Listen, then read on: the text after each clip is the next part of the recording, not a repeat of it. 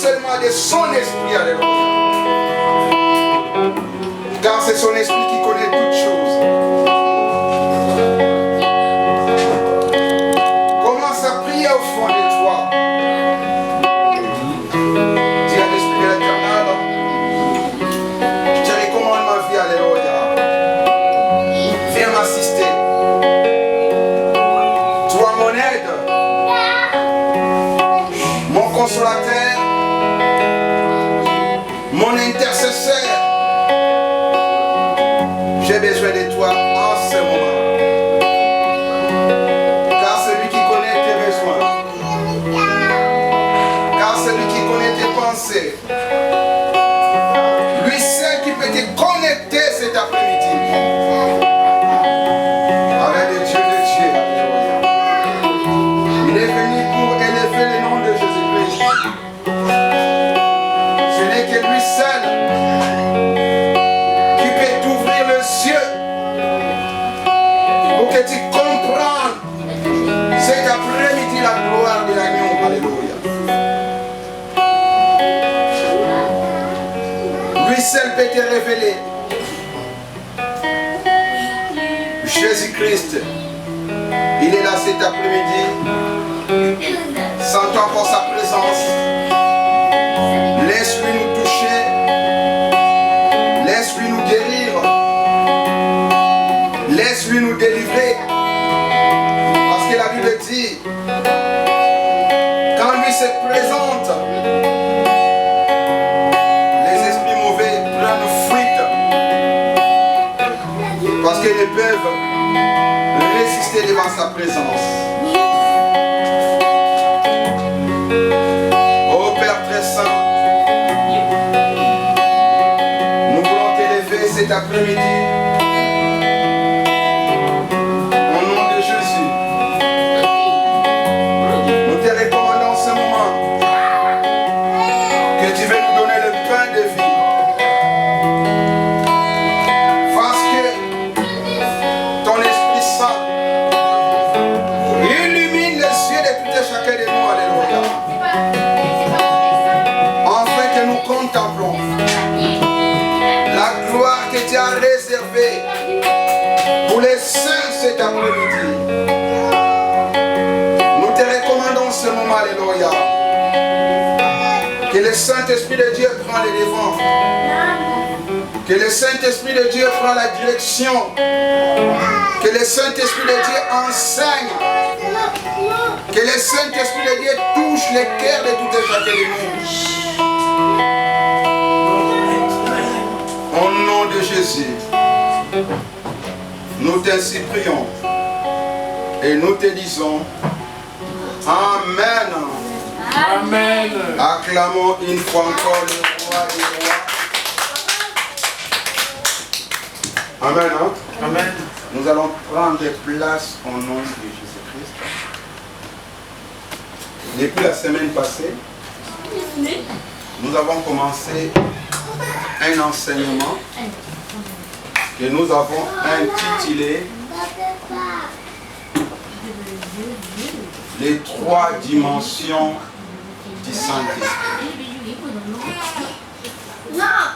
Le dimanche passé, nous avons parlé de ces 3 dimensions, comment ça s'est manifesté dans les tabernacles ou dans les temples de Dieu que nous avons comparé avec le corps de l'homme. Nous avons démontré l'homme que Dieu avait créé, l'homme que nous appelons Adam, l'homme qui a été chassé loin de Dieu, et ce que Dieu avait fait pour ramener cet homme dans sa présence. Cet après-midi, nous allons voir une seule dimension par rapport au Nouveau Testament. Nous allons voir comment Jésus-Christ a accompli l'Ancien Testament afin que moi et toi, nous expérimentons cette première dimension que nous appelons la dimension de la purification. Tu peux appeler ça la dimension de la sanctification et tu peux appeler ça aussi la dimension de l'onction de lépreux. Amen. Amen. Nous avons lu, nous tous, le livre de Lévitique, chapitre 14. Et ceux qui ont fait les cours bibliques, ils sachent, quand on parle de livre de Lévitique, on parle de la communion avec Dieu et comment maintenir cette communion. C'est pourquoi nous avons pris l'exemple d'un lépreux. Un lépreux qui n'avait pas la communion avec Dieu, un lépreux qui était hors de la gloire de Dieu, hors de la maison de Dieu. Et Dieu, dans sa grâce, il a révélé à son serviteur Moïse ce qu'un lépreux qui représentait un homme pécheur, qui représentait Adam, devait faire pour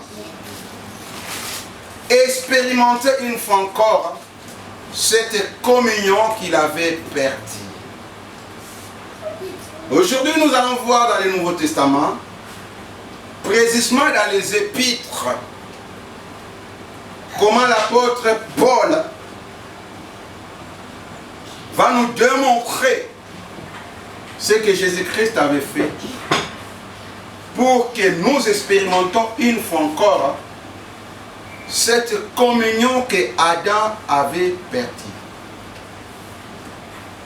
Nous allons parler des 5 points pour amener l'Église à comprendre réellement qu'est-ce que l'onction de la purification ou l'onction de la sanctification ou l'onction de lépreux, qui est la première dimension de l'onction. L'onction que moi et toi nous avons besoin. L'onction que tout enfant de Dieu a besoin. L'onction que tout homme a besoin. Parce que c'est l'onction que Adam avait perdue.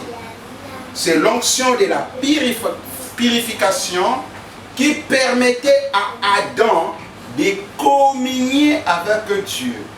Mais la Bible dit, après sa rébellion, Adam avait perdu cette dimension, cette qualité, cette onction de la purification. C'est pourquoi Adam s'est éloigné de la gloire de Dieu. C'est pourquoi Adam s'est éloigné de la présence de Dieu. J'avais dit au début, aujourd'hui, nous allons voir rien que la dimension de l'onction de la purification ou de sanctification. Premièrement, nous allons démontrer pourquoi cette dimension d'onction est très importante dans la vie d'un homme. Nous allons toucher, nous tous, les livres d'Éphésiens. Nous allons tirer quelques versets dans ces 3 premiers chapitres. C'est là où Paul a expliqué l'importance de l'onction de la purification.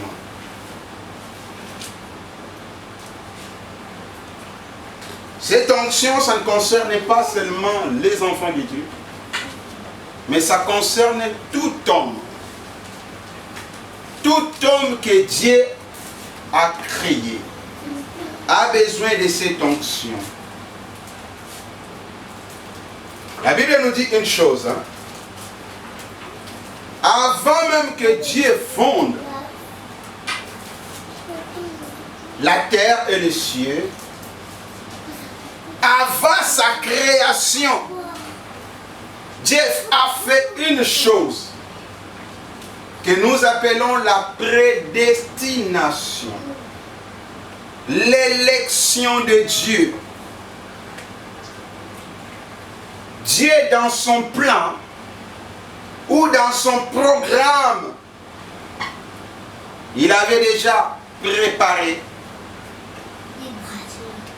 d'adopter l'homme, afin que l'homme qu'il va créer soit son fils, son enfant, afin que l'homme entre dans sa famille. C'était ce qu'on appelle prétemporel, avant les temps même, avant de commencer toutes choses. Dieu te connaissait déjà.